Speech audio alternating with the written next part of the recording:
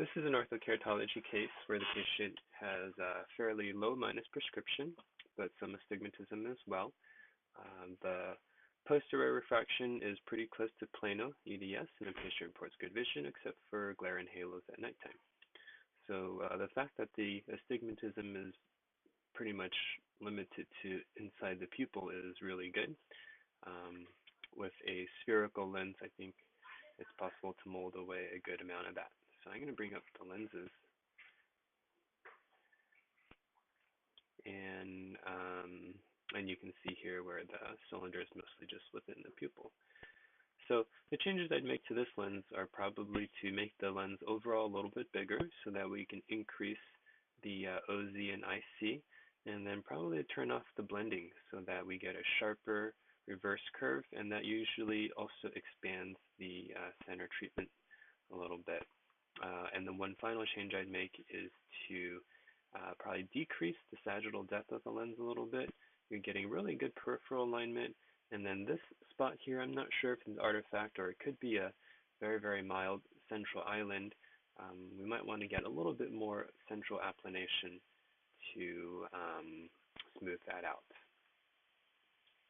So for the right eye, I think we can go all the way up to an 11.4 on this patient.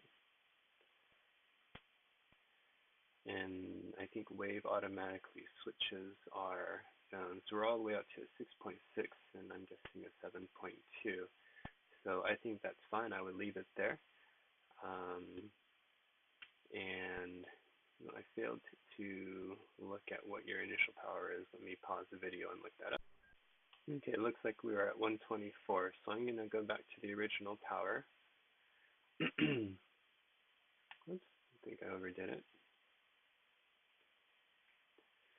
And let's make sure we're pretty even all the way around. We can probably increase that one a little bit. Okay, so that's pretty close. Okay, so very similar power to before. Larger lens, larger OZ and IC. And then we can turn off the blending. That'll give us a sharper curve. And the last thing I'm going to do is just bring this lens a little bit closer to the cornea centrally, so we're almost at zero touch there. So we can probably align this edge a little bit better.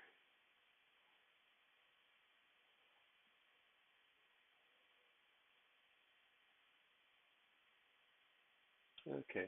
Incidentally, for a cornea that looks like this, I think G-SIM would work pretty well. Freeform sometimes makes the lens a little bit more complicated to troubleshoot. I like to keep things just as simple as possible.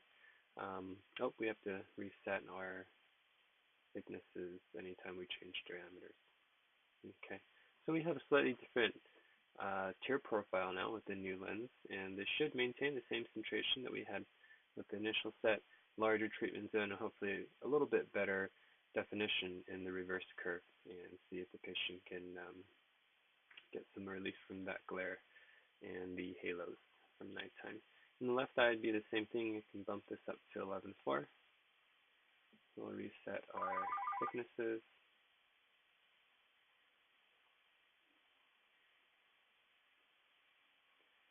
And wave now has us at 6.6.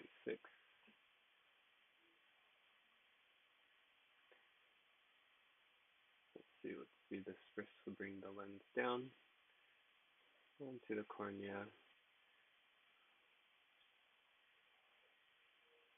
I think our initial power on this one was around 1.2. See how that looks.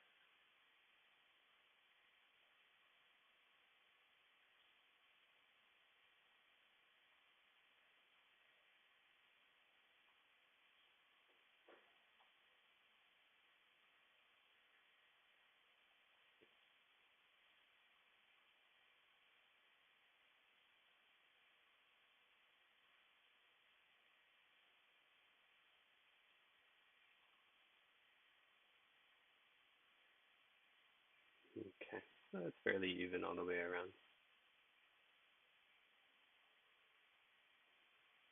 Turn off the blending, and let's see, where is the edge bearing?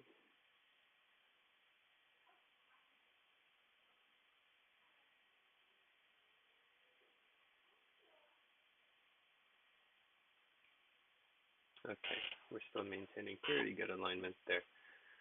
So we have a new set of lenses. Hopefully these will fit very similarly to before, but just give the patient a wider central zone with a little bit more applanation in the center of the cornea. See if we can smooth out some of that central cylinder there. So best of luck with this patient, and thanks for watching.